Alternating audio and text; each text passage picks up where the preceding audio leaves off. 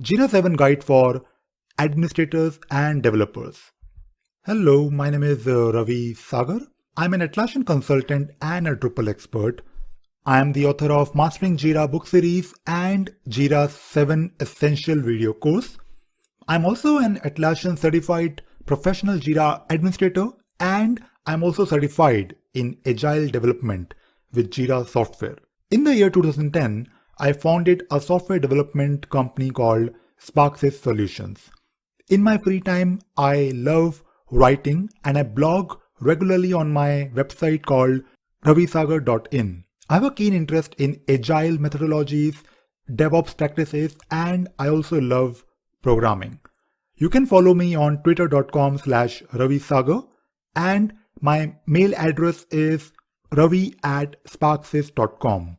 And you can also find me on linkedin.com/in/ravisagar. The course overview. This course consists of 6 sections.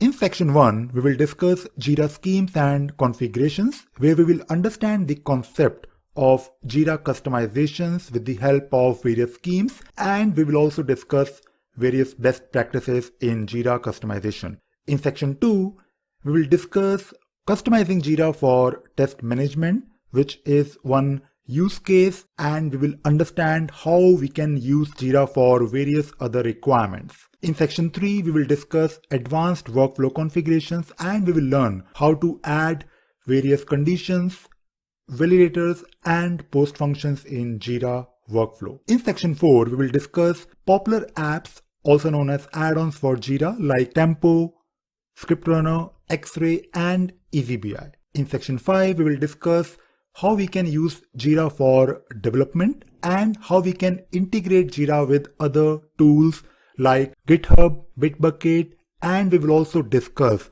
how to use Jira in your company with the help of LDAP integration, and we will also discuss mail handlers in Jira. And finally, in section 6, we will spend time on Jira system administration, where we will discuss how to import and export data in Jira. We will discuss troubleshooting Jira, where we will spend time on understanding various common problems that may arise when you are working as a Jira administrator.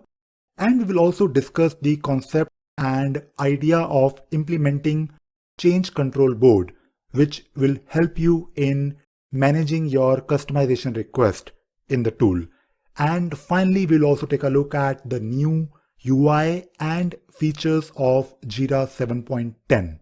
Prerequisite. To understand this course, a basic user level knowledge of Jira is required. If you have been working on Jira as an end user and you know how Jira works, then you should be able to take this course. You can also benefit if you also know the concept of project management in general, because in Jira, we will be taking a look at the customization and implementing various use cases. So having a good understanding of various project management methodologies will always be beneficial. And finally, if you have a familiarity of development tools like GitHub, Bitbucket, then you will be able to understand the section where we will be discussing the integration of Jira with those tools. The goals of this course is, first of all, to learn how to customize Jira for different use cases. In this particular course, we will be taking one example of test management, but ultimately you should be able to understand how these various schemes and configurations work in Jira and how you can apply the knowledge of customization of Jira on different use cases.